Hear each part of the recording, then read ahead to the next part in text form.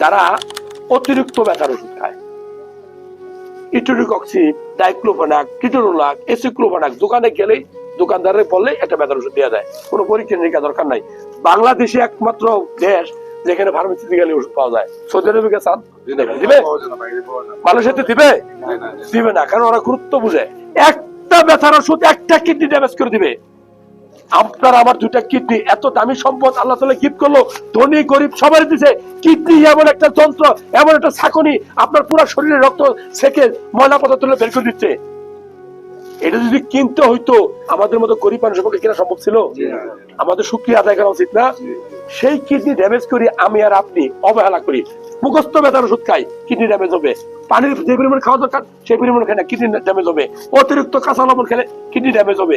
দাঁড়াইয়া প্রস্রাব করি, অনেক সময় দাঁড়াইয়া পানি খাই, এটা করলেও কিডনিতে প্রেসার করে। এগুলো আমাদের ধর্মেও নাই। আমাদের ধর্মে পয়সা প্রস্রাব করা উচিত না? আমাদের ধর্মে পয়সা পানি খাওয়া উচিত না? ধর্মের কথাগুলো মানা উচিত না?